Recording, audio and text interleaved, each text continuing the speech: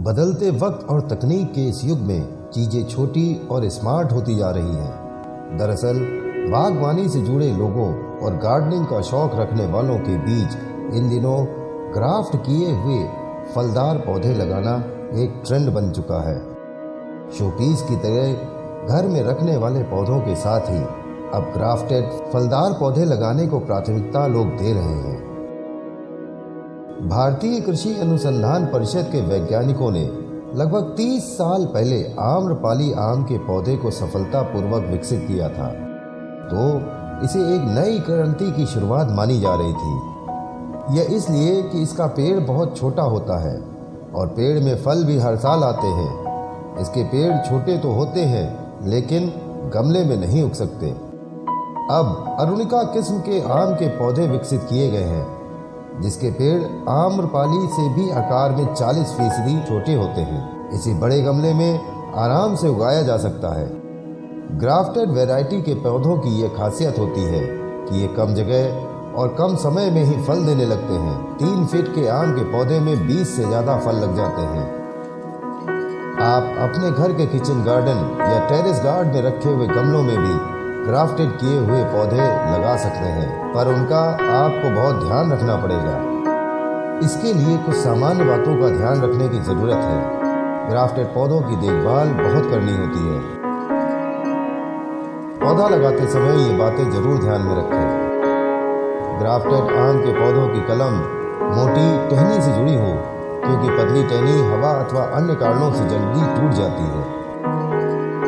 Grafted आम के पौधे में आप हमेशा छोटी वैरायटी जैसे आम्रपाली, नीलम, मल्लिका ही लें, क्योंकि ये 10 से 12 फीट तक ही जाते हैं, तो इनको आप आसानी से गमले आदि में लगा सकते हैं। आप ग्राफ्टेड आम के पौधों में ज़्यादा खाद न डालें, क्योंकि ज़्यादा खाद के कारण पौधों को पोषण नहीं मिलता, जिससे वो मर जाते हैं। आप पौधों को आराम से पॉली बैग से निकालें, क्योंकि पॉली बैग से पौधा निकालते समय पौधे की जड़ें टूट जाती हैं, जिससे उसके मरने की उम्मीदें बढ़ जाती हैं। इसके लिए आपको ये करना है, आप एक जूट के नेट का छोटा टुकड़ा लें और इसके जड़ों के चारों ओर लपेट दें और जूट के टुकड़े के साथ ही इसे गमले में लगा दें। कुछ समय बाद ये जूट मिट्टी में गल जाएगा। आप इन पौधों को ज़्यादा बड़े गमले में ना लगाएं, क्योंकि छोटे गमलों में इसको कम जगह के कारण ये बोनसाई पौधे की तरह कम आकार का हो जाता है। आम के पौधे में आने वाले पहले फलों को तोड़ दें, क्योंकि ये एक बार फल देने के बाद दूसरी बार फल देने में कठिनाइयाँ होती हैं। ग्राफ्टेड पौधों के बौर में यदि फल या फूल लगा हो तो उसे साफ कैंची से काट लें। एक फल इस पौधे पे लगा छोड़ दें, जिससे आपको पता चलेगा कि आपके पौधे के फल हेल्दी हैं या कमज़ोर। मतलब आपका पौधा फलों को अच्छी तरीके से ग्रोथ कर सकता है या नहीं। आपने जो एक आम पौधे पर छोड़ा था, आप उसे भी 20 से 25 दिनों के बाद काटकर पौधे से अलग कर दें। जहां पर पौधा लगा रहे हैं वहां दीमक नहीं होनी चाहिए।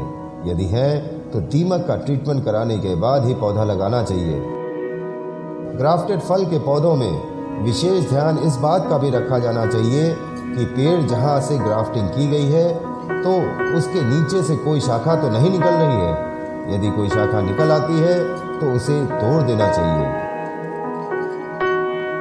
हमारे आराध्य वृक्ष की श्रृंखला में अगला वृक्ष गूलर के बारे में अनसुनी बेहद रोचक जानकारी के बारे में चर्चा होगी। इसलिए जुड़े रहिए हमसे हमारे इस YouTube चैनल के माध्यम से। आज के लिए इतना ही। आपका दिन शुभ हो।